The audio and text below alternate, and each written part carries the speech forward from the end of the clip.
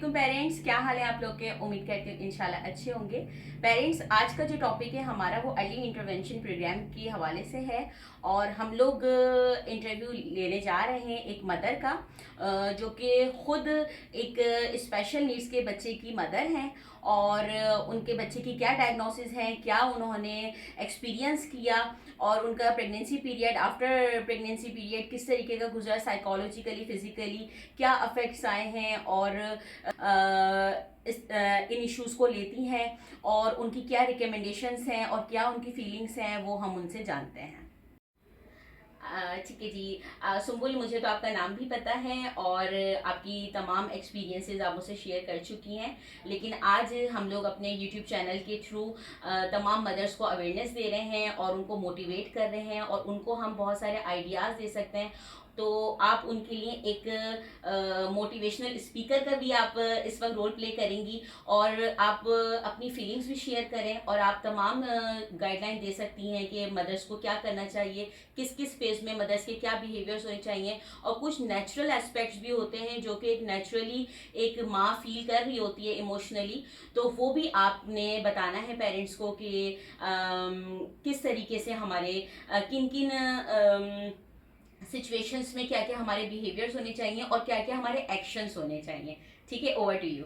जी, अस्सलाम वालेकुम व्यूअर्स। मेरा नाम सुम्बुल है और 7 मंथ्स पहले मेरी बेटी पैदा हुई थी विद डाउन सिंड्रोम। तो अच्छा, मुझे ये बताइएगा सुम्बुल कि आपका प्रेगनेंसी पीरियड कैसा रहा। प्रेगनेंसी में बहुत अर्ली डॉक्टर्स ने कह दिया था कि हमें डाउट है कि एबनॉर्मेलिटीज़ हैं, लेकिन मुझे ये था कि मैं अपने हस्बैंड के पास गई थी और मैंने कहा था कि आई विल नॉट अबॉर्ट। तो उस पर मेरे हस्बैंड ने कहा था ठीक है, तुम टेस्ट करवाओ, वी विल सी कि हम क्या कर सकते हैं। तो जब मैंने टेस्ट करवाए थे तो सारे टेस्ट जो है वो क्लियर आए थे। तो इसमें मैं यही कह सकती हूँ कि अगर शायद वो टेस्ट नेगेटिव आते तो मे बी मैं, अल्लाह ताला जानता है ना, मे बी मैं अबॉर्ट कर लेती, जो कि इट्स अ बिग सिन। तो अल्लाह ताला ने जिस चीज़ को अल्लाह ने छुपाना होता है उसको डॉक्टर्स भी। अच्छा सुम्बुल, मुझे ये बताएं कि आपने कहा कि रिपोर्ट्स आपकी नेगेटिव आई थी, उससे क्या मुराद है आपका। नेगेटिव इस तरह से आई थी कि उन्होंने अल्ट्रासाउंड थे, कुछ टॉर्च टेस्ट था, वो मेरे जो है उन्होंने लिए थे। तो अल्ट्रासाउंड में भी मेरी जो है वो सब चीज़ें जो हैं वो बेबी की बिल्कुल क्लियर आ रही थी। तो उन्होंने कहा था कि हमें उसमें कोई ऐसी जिसे कहता है एबनॉर्मेलिटी नज़र नहीं आ रही है अकॉर्डिंग टू रिपोर्ट्स। लेकिन अकॉर्डिंग टू डॉक्टर उन्होंने बहुत अर्ली स्टेज में मुझे कहा था कि वी हैव अ डाउट कि एबनॉर्मेलिटीज़ हैं। ठीक है। अच्छा, एबनॉर्मलिटीज जो आ रही थी और जो डिटेक्ट हो गई थी, अर्ली डिटेक्ट हो गई थी, उसके बाद फिर आपने क्या डिसीजन लिया कि क्या होना चाहिए। मैंने यही बात है कि मैंने जब ऑब्वियसली मुझे ये था कि हम टेस्ट करवाएं, टेस्ट में हमें पता चलेगा। टेस्ट जो है वो क्लियर आ गए तो उसके बाद हमने इस बारे में फिर सोचा ही नहीं। हमने अल्हम्दुलिल्लाह किया, अल्लाह का शुक्र है, और फिर बस आगे मूव ऑन किया। और फिर अगर हम ये कहें कि नेचर की तरफ से हमें जो गिफ्ट मिलना होता है या जिस रूप में आना है वो आएगी। Exactly. अगर आप कुछ भी प्लान कर लें या किसी चीज़ से परहेज कर लें, क्योंकि बहुत सारे मिथ भी होते हैं कि ऐसा आपने किया होगा तो इसलिए ऐसा हो गया।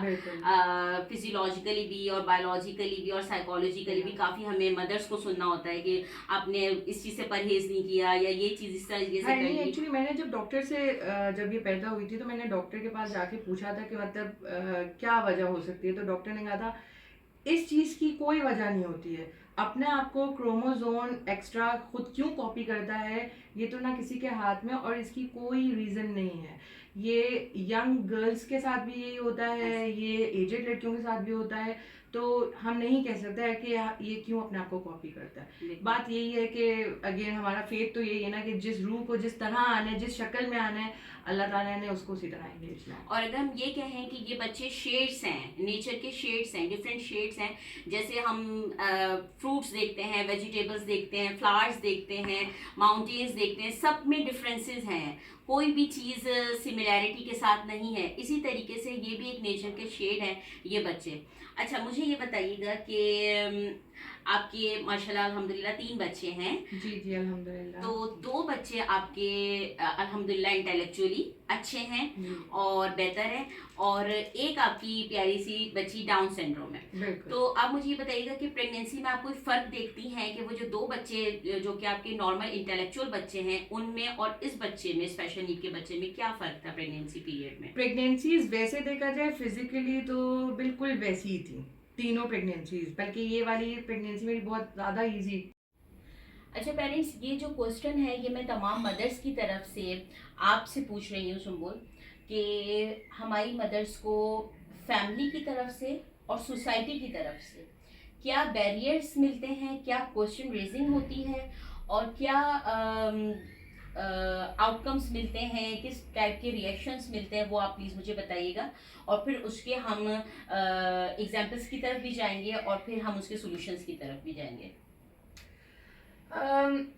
अल्हम्दुलिल्लाह रिएक्शंस देखा जाए तो मेरे हस्बैंड का तो बहुत अच्छा रिएक्शन था। उन्होंने जो है इस चीज़ को, जिसे कहते हैं ना कि इतना मेरा बहुत साथ दिया। फिर इन लॉज ने भी मेरे बहुत साथ दिया, मेरी फ्रेंड्स ने बहुत ज़्यादा साथ दिया, बल्कि इवन वो उन्होंने तो कहा कि हमें लगता ही नहीं कि ये डाउन सिंड्रोम है, तुम बस ऐसी बोल रही हो। तो लेकिन अगर देखा जाए, जैसे मैं डॉक्टर्स की बात करूँ तो जिस तरह डॉक्टर्स को ट्रीट करना चाहिए था मुझे, उन्होंने वैसे ट्रीट नहीं किया। समहाउ मैं ये कह सकती हूँ कि अगर कोई बच्चा स्पेशल नीड्स के साथ पैदा होता है तो उस मदर को तो डे वन साइकाइट्रिस्ट हायर कर देनी चाहिए कि जी डॉक्टर को पता चल गया ये स्पेशल बच्चा पैदा हुआ है, बजाय इसके कि वो खुद फाइट करे, खुद इस चीज़ को ले, एक साइकाइट्रिस्ट हो जो उसकी हेल्प कर सके, एटलीस्ट उसको इमोशनली हेल्प दे सके। तो यहाँ तो खैर ऐसा है नहीं। और इवन क्योंकि जब मेरी बेटी पैदा हुई थी तो मेरे हस्बैंड ने मुझसे ये बात शेयर नहीं की थी, क्योंकि मैं ऑलरेडी सिजर हुआ था मेरा, तो ऑलरेडी मैं काफ़ी सारे इश्यूज से गुजर रही थी। तो आफ्टर लाइक 5 to 6 days मैं डॉक्टर के पास गई थी। तो डॉक्टर ने मुझसे देख के कहा कि आपको ये नॉर्मल लगती है।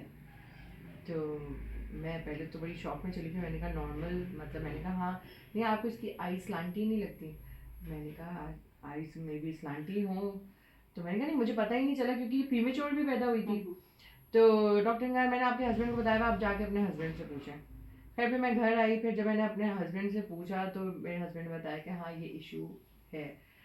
तो अब जब मैं रिपोर्ट, केरोटाइपिंग एक रिपोर्ट होती है इनकी, हमने टेस्ट करवानी होती है, तो मैंने वो जाके टेस्ट करवाया, तो उसका 1 month बाद रिजल्ट आता है। तो रिजल्ट जो आया था दैट वाज शॉकिंग, कि उस पर लिखा हुआ था एबनॉर्मल फीमेल। और वो बहुत बड़े हॉस्पिटल से हमने करवाया था, कोई ऐसे ऐसे हॉस्पिटल से नहीं करवाया। तो मेरे लिए ना वो जो वर्ड्स हैं वो बहुत पेनफुल थे। मतलब they can call these children special और different.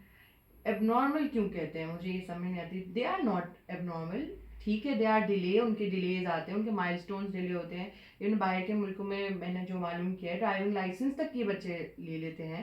They are capable of doing everything, they can do jobs also, लेकिन दे आर स्लो। तो आप उनको, क्योंकि वो हमसे थोड़े डिफरेंट हैं, तो आप उनको एबनॉर्मल कहते हो। तो दैट वाज रियली हर्टिंग। बाकी इर्द गिर्द में कुछ ऑब्वियसली लोग आपको बहुत पॉजिटिव मिलते हैं, कुछ बहुत नेगेटिव। मैं सिर्फ ये कहूँगी, अगर आपका सर्कल, आपके फ्रेंड्स, आपकी फैमिली बहुत अच्छी है तो आप इन चीज़ों से विन कर सकते हैं।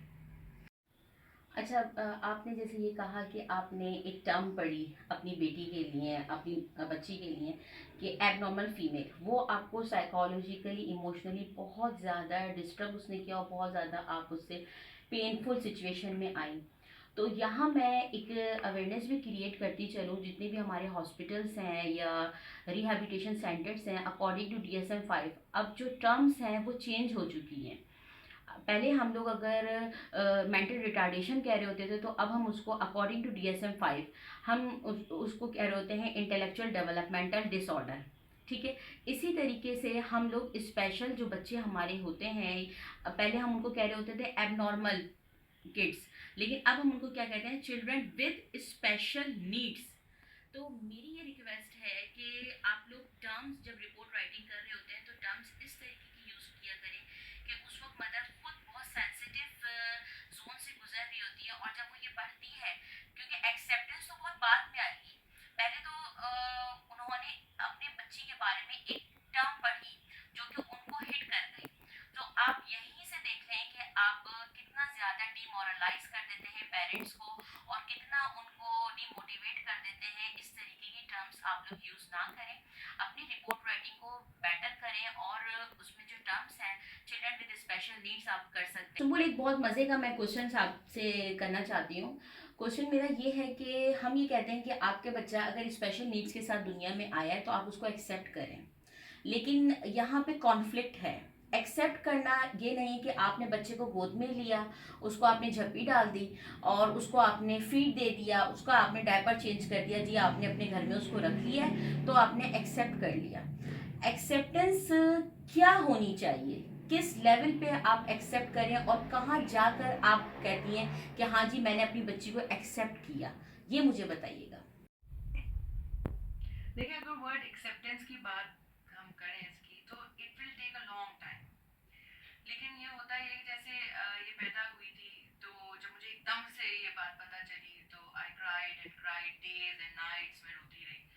सबको ये लगता था कि मे बी मैं इसलिए रो रही हूँ कि मुझे ये अच्छी नहीं लगती है।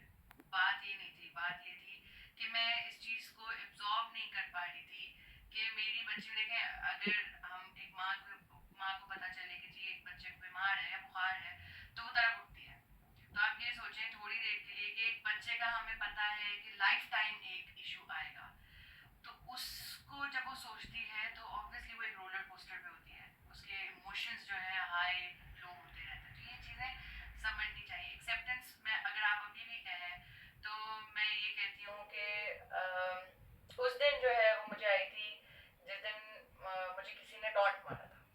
तो मैंने उस दिन सोच लिया था कि कुछ भी हो जाए I will be very strong mother, and मैं वो सब काम करूंगी जो मेरी बच्ची को बहुत स्ट्रांग बनाएंगे इंशाल्लाह। आई विल बी पॉजिटिव, मेरे बच्चे उसी तरह पॉजिटिव होंगे। मैंने अपने बच्चों को, जो बड़े बच्चे हैं, उनको भी ये बात समझानी शुरू कर दी कि बेटे आपने इसको थोड़ा डिफरेंटली ट्रीट करना है, ठीक है, लेकिन बहुत पॉजिटिवली ट्रीट करना है। तो बेसिकली एक बच्चे को नहीं डील कर रही मैं, 3 बच्चों के साथ डील कर रही हूँ कि उनको मैंने ये समझाना है कि ये बच्ची ऐसी है, थोड़ी सी प्रॉब्लम्स आएंगी, आपने इसको फेस करना है। और डायपर और ये मेरे ख्याल से वो मदर्स करती हैं जो मेरे ख्याल से वीक होती हैं। आप ये नहीं है कि हमने उसको खाना खिला दिया, उसको उसका पैम्पर चेंज कर दिया और ये वो। देखिए, ये जो रिक्वायरमेंट्स है ये तो वैसे भी अल्लाह ने ही पूरी करनी है, उसके खाने पीने का हमारा मसला है भी नहीं। हमें क्या करना चाहिए कि हमें जो भी प्रॉब्लम है उस बच्चे की, हमें उसके लिए पहले तो रिसर्च करनी चाहिए कि क्या क्या है, फिर हमें उसकी थेरेपीज करवानी चाहिए, और जितनी अर्ली थेरेपीज होंगी उतना ही बेहतर होगा। फॉर एग्जाम्पल, अमूमन डाउन सिंड्रोम के बच्चे साल सवा साल में बैठना शुरू करते हैं। मैंने अल्हम्दुलिल्लाह अपने बच्चे की थेरेपीज करवाई, इन आई थिंक 5 मंथ्स की थी वो मैंने स्टार्ट की है, एंड माशाल्लाह माशाल्लाह अल्हम्दुलिल्लाह 7 मंथ्स में मेरी बच्ची प्रॉपर बैठती है। तो ये माइलस्टोन्स, अगर हम, जैसे मैंने आपसे पहली दफ़ा मुलाकात की तो मैंने यही कहा था ना कि मैं नहीं चाहती मेरी बच्ची फ्रस्ट्रेट हो, क्योंकि माइलस्टोन्स अगर डिले होंगे तो फ्रस्ट्रेशन बच्चे में ऑटोमेटिकली आएगी और आप में भी आएगी फिर। तो इट्स बेटर कि आप उनकी थेरेपीज करवाएं, उससे बहुत हेल्प आउट होती है। बिल्कुल। जब हमारे पास बच्चे स्पेशल नीड्स के साथ आते हैं तो पेरेंट्स सबसे ज़्यादा जो वरी हुए होते हैं वो उनके बिहेवियर्स को लेकर हो रहे होते हैं, बिहेवियर्स और एग्जैक्टली। टेंट्रम की वजह से। तो देखें, अगर माइलस्टोन डिलेड हैं और वो बच्चे को भी कहीं ना कहीं पता है, क्योंकि बच्चा देख रहा है दूसरे बच्चों को, तो उसको ये होता है कि वो बच्चे तो चल रहे हैं, खड़े हो रहे हैं, भाग बिल्कुल। रहे हैं, खेल रहे हैं, लेकिन मैं क्यों नहीं कर पा रहा। तो वहीं पे वो बच्चा थोड़ा सा सप्रेस होना शुरू हो जाता है और वहीं से बच्चे की बिहेवियर अराउजल शुरू हो जाते हैं और पेरेंट्स फिर ये डर रहे होते हैं या परेशान हो जाते हैं कि हमारा बच्चा ये क्यों बिहेव कर रहा है, ऐसा क्यों बिहेव कर रहा है। या टू सम एक्सटेंट बच्चों को अगर स्पीच प्रॉब्लम भी आ रही होती है तो उसमें भी फ्रस्ट्रेशन लेवल बच्चों का इतना बढ़ जाता है और फिर क्या होता है कि कॉन्फिडेंस उनका बिल्कुल लेस हो जाता है और जब वो नहीं बोल पा रहे होते और उनकी बात कोई समझ नहीं पा रहा होता तब भी बिहेवियर अराउजल्स होते हैं। तो हम लोग उसको बड़े मजे से कहते थे हमारे बच्चे के तो बिहेवियर इश्यूज हैं और हमें बिहेवियर थेरेपी की तरफ लेके जाना बिल्कुल। चाहिए। ये वो वाले बच्चे होते हैं जिनकी आपने अर्ली इंटरवेंशन प्रोग्राम नहीं करवाया हुआ होता। अच्छा, अब आप मुझे ये बताइए कि अर्ली इंटरवेंशन प्रोग्राम जब आपने करवाया और आपने कहा कि रिसर्च करनी चाहिए, तो नो डाउट आपने रिसर्च करी, ठीक है। अब आप मुझे ये बताइए कि पेरेंट्स के लिए क्या गाइडलाइन है कि अगर एक बच्चा डिविएशन की तरफ जा रहा है तो मदर को तो ये पता होना चाहिए कि इस एज में बच्चे की ये माइलस्टोन्स कवर होने चाहिए थे और मेरा बच्चा यहाँ से थोड़ा सा डिविएट कर रहा है, तो वहीं से वहाँ की आपने उस माइलस्टोन की थेरेपी स्टार्ट करवा देनी है। तो मुझे ये बताइएगा कि बच्ची में क्या इश्यूज आए थे। सिटिंग टॉलरेंस, सिटिंग थी ही नहीं बिल्कुल भी, और नेक होल्डिंग भी नहीं थी। तो 2 माह में, अब आपने मुझे खुद बताया कि मैंने रिसर्च करी थी कि वो 11 माह में या 12 माह में उसके बाद बच्चे बैठना शुरू करते हैं। तो माशाल्लाह अल्हम्दुलिल्लाह आपकी बच्ची 7 माह में बैठने लगी नेक होल्डिंग के साथ। तो अर्ली इंटरवेंशन प्रोग्राम फिजिकली, देखिए शुरू में तो जब मैंने रिसर्च की तो मुझे पता चला कि जी डाउन सिंड्रोम में मोस्टली बच्चों में जैसे हार्ट में होल होता है या और बहुत सारे इश्यूज आते हैं। तो मैंने वो सारे टेस्ट जो है इसके करवाए, फिर मैंने वो सारे टेस्ट में देखा कि कौन से इश्यूज आ रहे हैं और उनको रिजॉल्व करने के लिए मैं डिफरेंट डॉक्टर्स के पास गई। फिर थेरेपीज़ जो है मैंने जब मैंने रिसर्च की तो मुझे पता चला कि जी 1000 days are very important, first 1000 days are very important for Down syndrome child. तो उसके लिए इसकी नेक होल्डिंग नहीं थी, तो मैंने सेकेंड मंथ में ये डिसाइड कर लिया था कि मैंने थेरेपिस्ट जो है उस थेरेपीज करवाने के लिए ज़रूर जाना है। तो उसके बाद फिर 3 4 मंथ्स में मैंने आपके साथ वो किया। और एक बात मैं आप सबको, पेरेंट्स को ये बात बताना चाहती हूँ, ये सिर्फ बच्चे की हेल्प नहीं कर रहा होता, ये पेरेंट्स की भी हेल्प कर रहा होता है, क्योंकि मैं भी एक बहुत इमोशनली जिसे कहते हैं ना डैमेज्ड हूँ, ठीक है ना।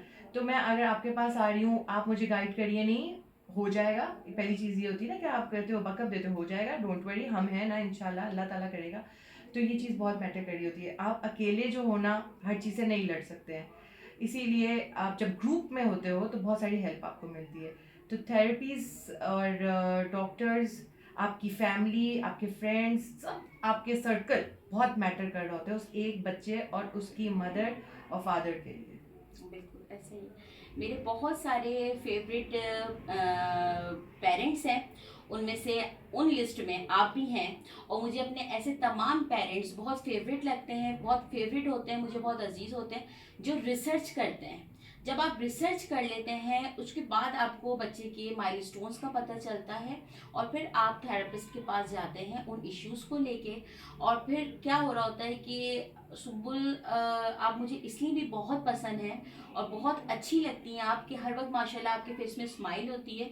और आपने बच्चे को एक्सेप्ट इस लेवल पे नहीं किया हुआ कि बस उसकी आपने basic hierarchy of need fulfil कर दी है। आप माशाल्लाह थेरेपीज की तरफ आ रही हैं और थेरेपी से आपको रिजल्ट भी जो मिल रहा है, तो आप पॉजिटिवली हील हो रही हैं। एग्जैक्टली। और माशाल्लाह से आप मेरी बहुत मोस्ट फेवरेट मदर इसलिए भी हैं कि जब आपने रिसर्च किया और आपने माइलस्टोन देखा तो आपने उसी वक्त डिसीजन लिया कि मुझे थेरेपी करवानी है।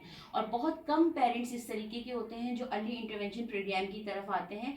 देखें जी, मैं हमेशा यही कहती हूँ कि जब बच्चे छोटे होते हैं उनके छोटे मसाइल होते हैं, और वही बच्चे जब बड़े होते रहते हैं उन प्रॉब्लम्स के साथ साथ, तो वो प्रॉब्लम्स भी बड़ी होती रहती हैं उन बच्चों के साथ साथ। तो क्या होता है, जब हम छोटे होते हैं हमारे छोटे कपड़े होते हैं, जब हम बड़े हो जाते हैं हमारे बड़े कपड़े होते हैं। इसी तरीके से हमारे मसाइल जो है वो सब जमा हो रहे होते हैं। तो आप मेरी बहुत फेवरेट मदर हैं और मैं दिल से आपकी बहुत रिस्पेक्ट करती हूँ, और मुझे आप बहुत अजीज हैं आपकी अपनी पॉजिटिविटी की वजह से।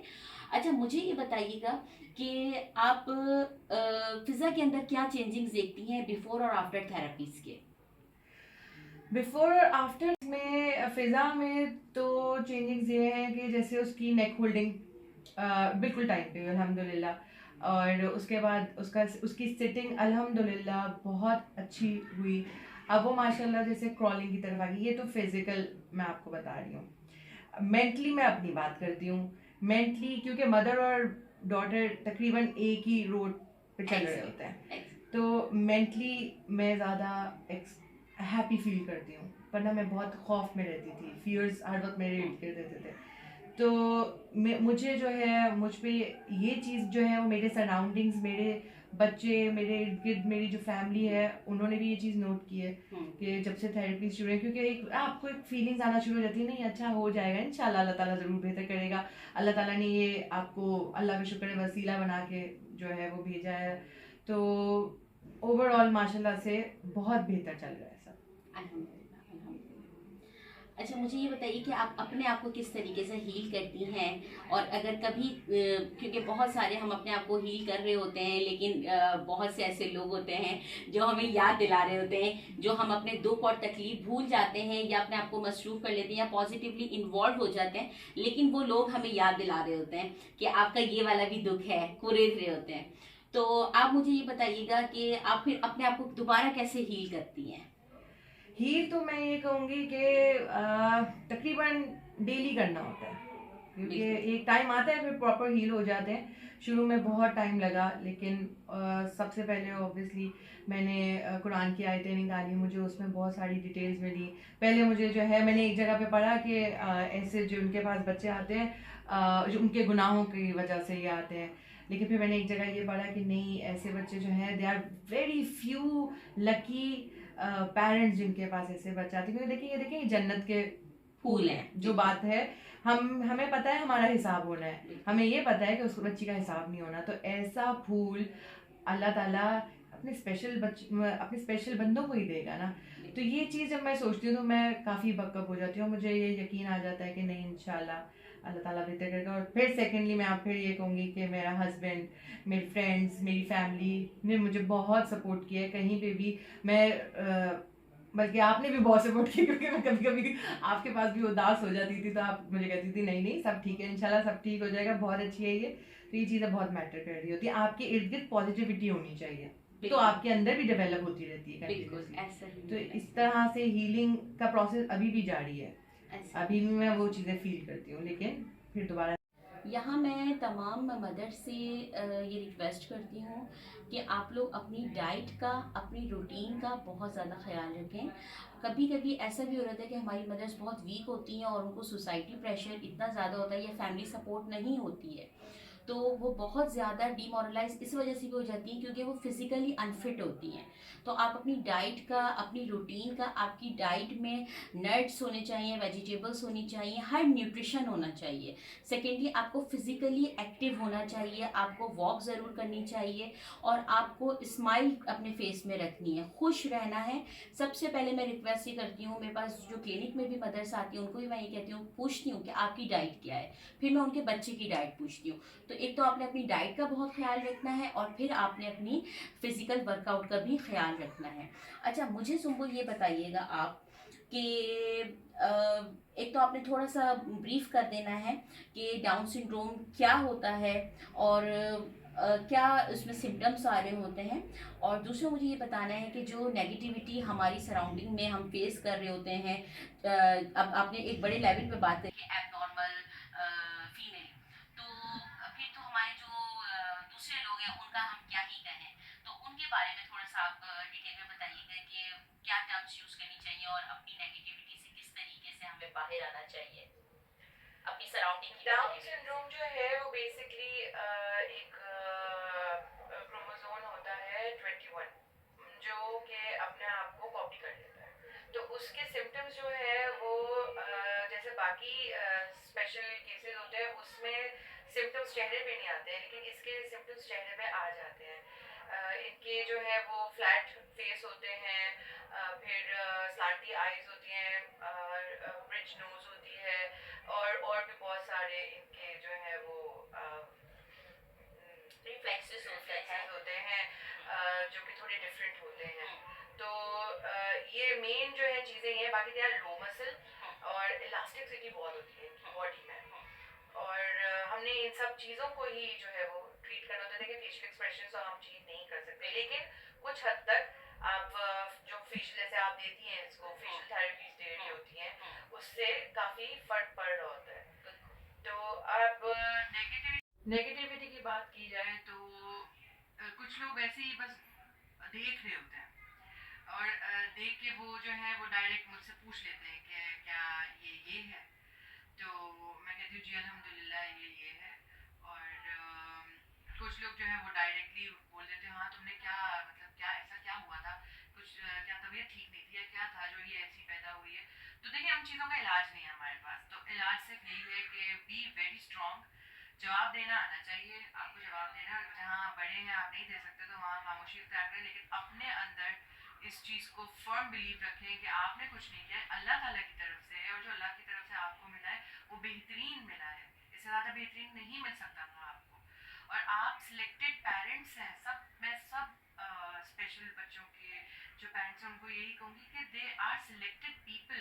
इस चीज़ को एंजॉय करें कि अल्लाह ताला ने आपको सिलेक्ट किया इस चीज़ के लिए। डू आप जितना कर सकते हैं उस बच्चे के लिए वो आपने करना है। तो मैं तो बस यही इस बारे में बात करूँ। अच्छा सुबुल मुझे ये बताइएगा कि आप बहुत सारी मदर्स परेशान होती हैं और डरती हैं, पेरेंट्स डर रहे होते हैं कि हमारे बच्चे का फ्यूचर क्या है, ये बड़ा होके क्या करेगा, तो आपकी क्या सोच है इस बारे में?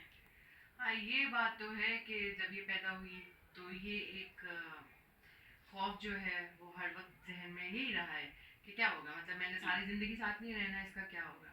तो आप अगर बच्चे को सही ट्रैक पे लेके चलते हैं तो एक सिवियर बच्चे को आप मॉडरेट पे ला सकते हैं, एक मॉडरेट बच्चे को आप माइल्ड पे ला सकते हैं। एटलीस्ट बीइंग अ पेरेंट्स आपकी ये ड्यूटी है कि आप उस हद तक उसको एटलीस्ट माइंड तक तो लेकर आए। बाकी तो हम देखें, अल्लाह ताला ने खुद कहा है ना कि फ्यूचर का तुम्हें टेंशन नहीं लेनी है, ये मेरा काम है। लेकिन आप बीइंग अ पेरेंट्स आप ये तो कर सकते, प्रिकॉशंस आप जो ले सकते हो ये ले सकते हैं कि आप उस बच्चे को ट्रीट करें। Proper treatment is very very important. पुराने वक्तों में लोगों को नहीं पता था, वो बंद कर दिया करते थे ऐसे बच्चों को कि ये किसी काम के नहीं है। नहीं, ये बच्चे भी काम के हैं। अल्लाह ताला ने कोई चीज़ ऐसे नहीं बनाई है। हाँ, बस उनको जो नीड्स चाहिए वो आप पहली चीज़ आती है कि पेरेंट्स जो है वो उठें और उनके लिए खड़े हों। और मैं ये कहती हूँ कि वाइफ जो है वो वीक हो सकती है, हर रिश्ता वीक हो सकता है, मदर वीक नहीं होती। मदर को अल्लाह ताला ने बहुत स्ट्रांग बनाया है, तो बी स्ट्रांग। ऐसे अच्छा पेरेंट्स, हम लोग अपने इंटरव्यू को अब एंडिंग की तरफ लेके जाते हैं, ऑलमोस्ट एंड हो गया है। बस मैं आप लोगों से ये रिक्वेस्ट करूँगी कि जो पेरेंट्स डर रहे होते हैं, परेशान हो रहे होते हैं कि हमारे बच्चे का फ्यूचर क्या होगा और ये आगे जाके क्या इश्यूज़ क्रिएट होंगे, तो बस मैं इतना ज़रूर कहूँगी आप लोगों को कि एक डर होता है कि आप सिर्फ डरे ही जा रहे हैं और डरते ही जा रहे हैं और सिर्फ डर ही रहे हैं आप। अगर आप डर रहे हैं तो इसका मतलब है कि आपने फिर ट्रीटमेंट की तरफ जाना है और इंटरवेंशंस की तरफ जाना है। अब जब आप इंटरवेंशन की तरफ जा रहे हैं तो आप अपने माइंड में एक मैप बना के रखें कि हमारा बच्चा फ्यूचर में इस पोजीशन में होगा, ये कर रहा होगा। अब वो पोजीशन क्या होगी जो आप बच्चे को बनाना चाहते हैं, और बच्चा आहिस्ता आहिस्ता अपने इंटरेस्ट आपको शो कर देगा। ये बच्चे कैलीग्राफी बहुत अच्छा कर रहे होते हैं, इमिटेशन स्किल्स इन बच्चों की बहुत अच्छी होती हैं, डांस बहुत अच्छा करते हैं, स्विमिंग बहुत अच्छी कर रहे होते हैं, ड्राइविंग बहुत अच्छी कर रहे होते हैं, कुकिंग बहुत अच्छी कर रहे होते हैं, बहुत सारी चीज़ें ये हमसे बहुत अच्छी कर रहे होते हैं।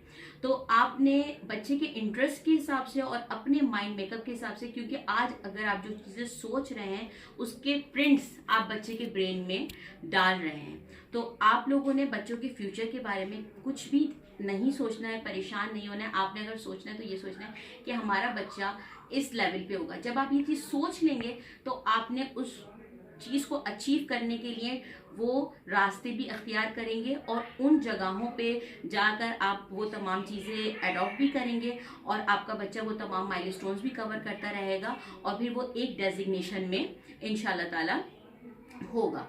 ओके पेरेंट्स, जज़ाकल्लाह, आप लोगों ने हमारी वीडियो उम्मीद करती हूँ कि फुल वॉच की होगी, और आप लोगों से ये रिक्वेस्ट है कि चैनल को सब्सक्राइब करें, लाइक करें, शेयर करें और कमेंट ज़रूर कीजिए। जज़ाकल्लाह खैरा। अल्लाह हाफ़िज़, अल्लाह निगहबान।